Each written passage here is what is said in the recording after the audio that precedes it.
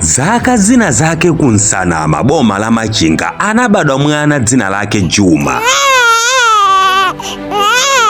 Juma anali mwana wakhama kwambiri ndipo chomwe amachikonda kwambiri pa moyo wake unali mpira wa miyendo.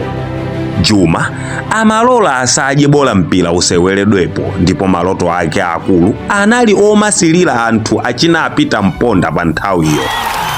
Makolo a Juma anaona kuti mwana wawo Juma muli maloto akulu kwambiri ndipo anayamba kumupanga sapoti kumbali ya mpirayo, zovala, ndalama ndi zina, ndipo pachifukwa ichi luso la Juma linapita patali zedi.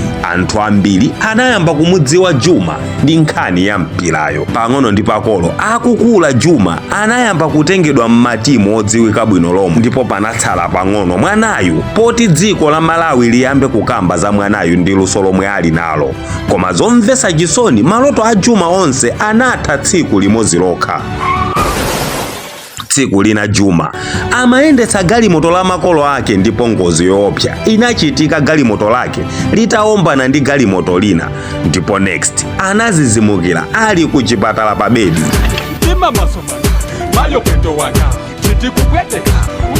Madotolo anauza makolo a Juma kuti ayamike Mulungu Juma ali moyo, komano miyendo yake yathyoka.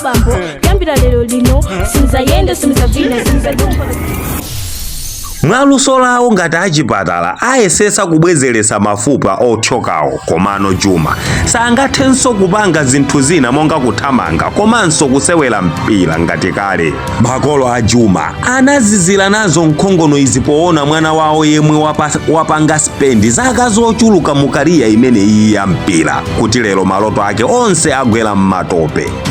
Anasowa kuti Juma amuuza bwanji, komabe anateno anamuuza Juma kuti basi ayiwale zake zonse za mpira, maloto amenewa asazalotenso miyendo yachita zache. Analira Juma mokweza, koma nanga kulira kukanapindulanji. Anachivomereza koma mochedwa ndipo nkhawa zinakula mu mtima mwake kwa masiku ochuluka.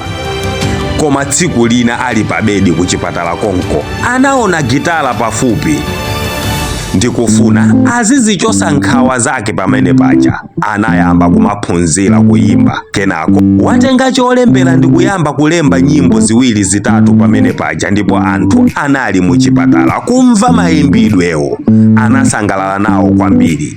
Pang'ono ndi pang'ono music inasandukanso maloto ena a Juma atsopano. Kenako munthu wina mchipatala momwe nkumuuza Juma kuti akapange rekodi ku studio nyimbo, ndipo nyimbo itatuluka Amalawi ndi kuyikonda, nyimbo yomwe amati ndiwe maliro. Munthu amene yuyu si wina ayi koma yemwe lero lino tonse tikumudziwa bwino lomwe, Juma James Chitsonga, yemwe akudziwika mu music industry kuti ndi JJC. Lero JJC si wampiranso ayi, ndi oyimba odziwika bwino kwa anthu ochuluka mma TV station, mma radio ndi mma newspaper. Mbiri ndi maloto a JJC ndi a nyimbo zomwe iye ankalemba ali pa bedi ku chipatala, koma maloto ake anali nawo mu mwana onse ampira. Anavindikirika tsiku lake ndi limodzi ndithu.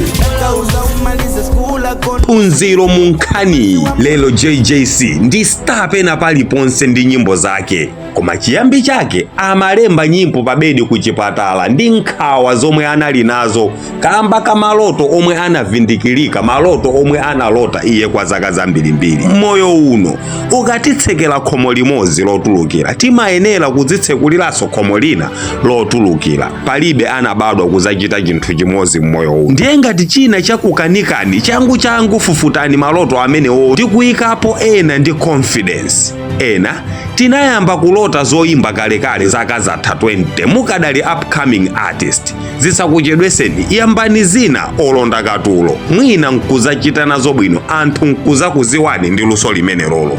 Osakakamira maloto amene sakuyenda, osakakamira maloto osatheka.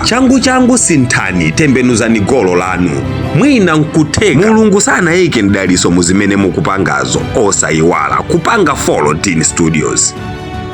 Pepani pang'ono, mwina nkhani yena ndakubalalisani mutha kukhala ndi mafunso ochuluka kuti kodi JJC ndolumala ayi ndosalumala. Nkhani ndangoyipanga kuti ikhale phunziro kuti enanu muphunzirepo.